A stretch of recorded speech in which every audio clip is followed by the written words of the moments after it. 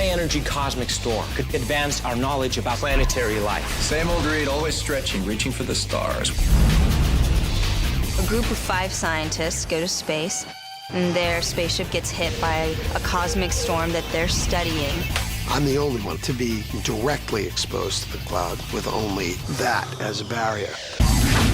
The cloud descends over all of them. They're hit with a cosmic storm that changes their DNA to possess certain powers. That's gross. The reasons for our powers are supposed to be directly related to our personas. The accident sort of accentuates each of their sort of characteristics that we had before the accident. And from that point on, the movie is about their discovery of the powers. Reed Richards has the ability to change his body into any form that he can imagine. He's able to stretch his arms, all his limbs, even his body. Reed is quite, malleable. He's always trying to spread himself too thin. My character, of course, goes invisible. She's in a man's world. I think she feels overlooked, and she might as well be invisible. Reed, look at me. I can't. What also happens is she gains the power to create force fields. Later on in the movie, she embraces that power. I play Johnny Storm. He's kind of a wild card, he's a bit of a daredevil. Johnny's quite cocky and walks around like he's the man. I need names and shots. Bartender!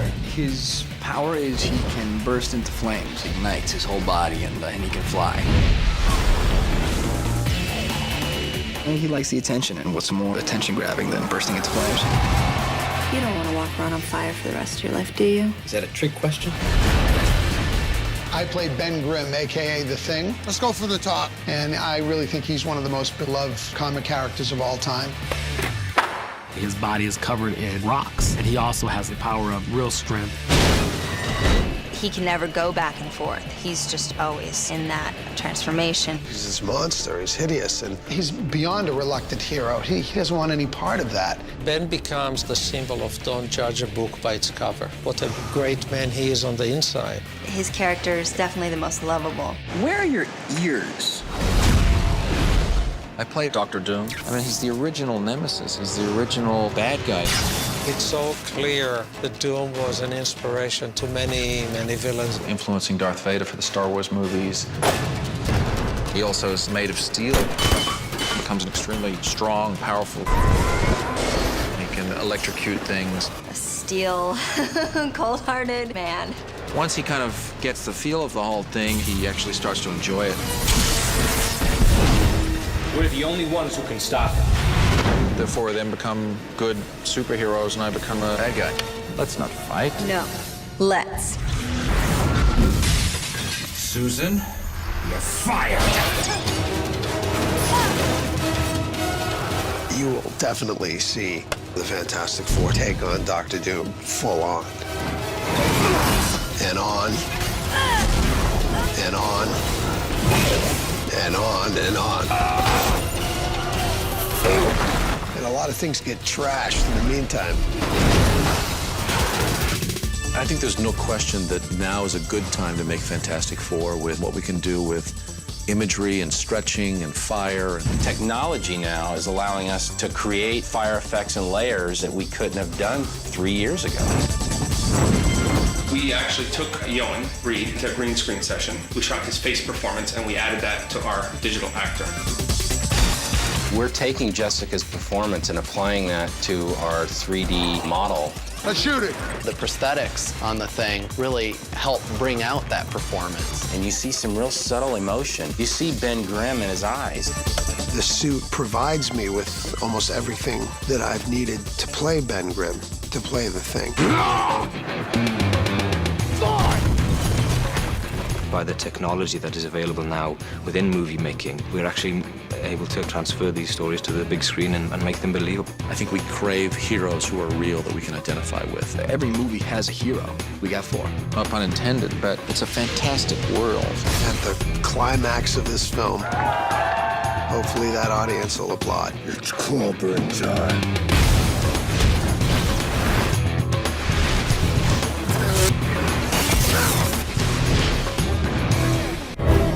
This is going to be costly and hard to do. I thought it was too much of a challenge. You don't want to do a bridge. It's too expensive. It's too complicated. There were conversations about actually shutting down the bridge. The time that we would need to shut that bridge down and obstruct traffic would be so enormous. How bad is this going to be? Obviously, we can't recreate the whole Brooklyn Bridge. Should we have built 211 feet instead of 209 feet? How we're going to make that work.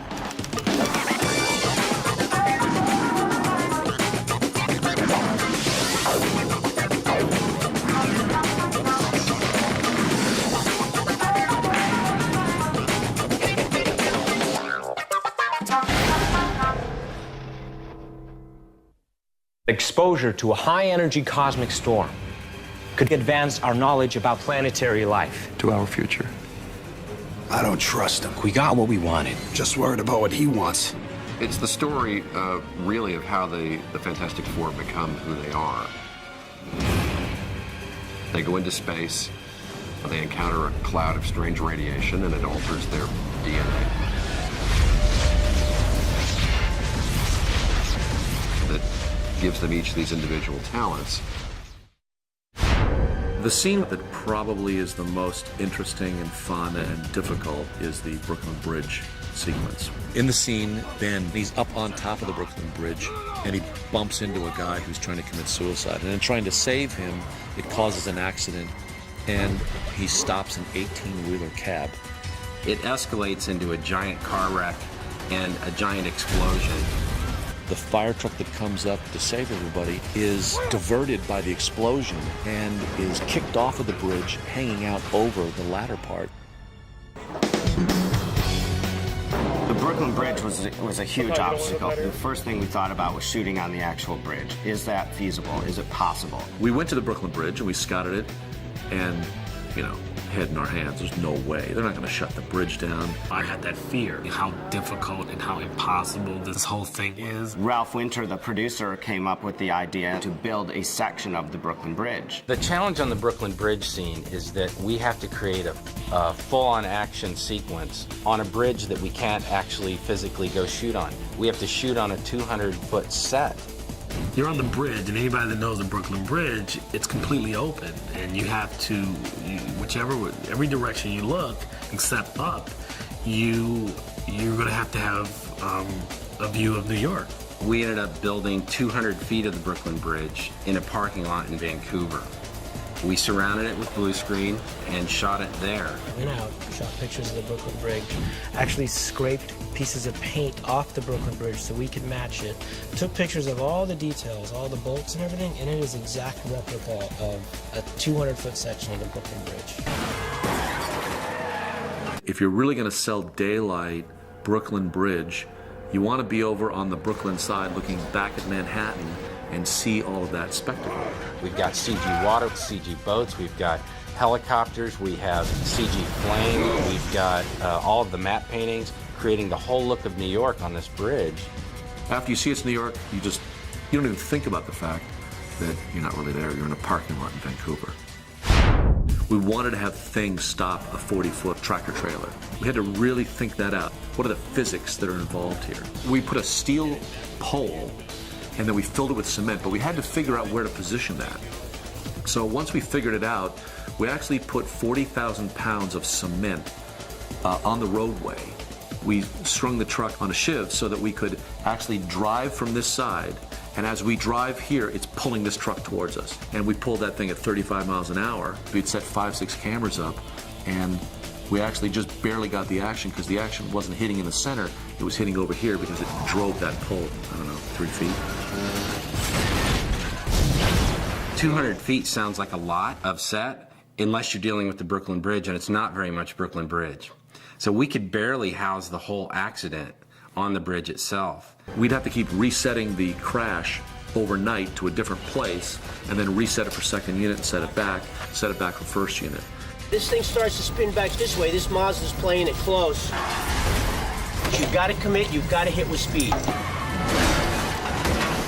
I mean, really, when you think about it, cars really don't travel that fast over the Brooklyn Bridge, so cars flying over each other is probably not going to happen. But the way they devised the scene with exploding propane tanks, you can see that happening. And this fireball is anticipated to come out about 3 or 4 feet. The fire truck was particularly difficult. We had to find fire trucks. We had to find a couple of them that would match. It was impossible to move a fire truck that weighed 10 tons, move it up off of the pavement, have it crash through steel girders. We took one of them and just gutted it. You know, fire trucks are made out of huge steel pieces because when those ladder things go up, again, the physics and geometry is such that it just gets off balance very quickly, so it's enormously heavy. We had to make this truck slide 40 or 50 feet through girders and make that convincing. So we had to figure out a way to do a handoff with the physical effects group. We did that by breaking up the sequence into small chunks, where we would hand off a real truck driving up to a computer-generated truck. So we'd drive the truck to a certain point and then just cut and stop it. And once we got that, then we were able to take over with the CG truck. Not only did we have to deal with the CG truck, we had firemen on top of it. So we had to deal with a handoff of firemen, stunt people that were photographed on the real truck, and then combine that with our computer-generated firemen seamlessly across 25 shots in the sequence. The technology is advanced, and it's almost the perfect time to do a movie like this with the effects that we can achieve.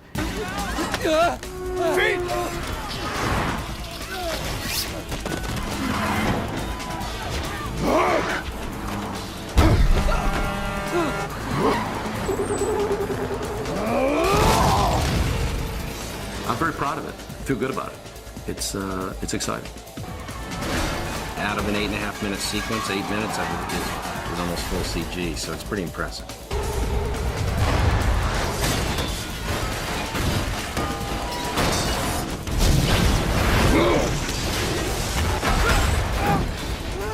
I'm very happy with it, the sense of just knowing how difficult and how impossible this whole thing was, that we pulled it off. Myself, I just look at the shot and go, wow, that's pretty freaking cool.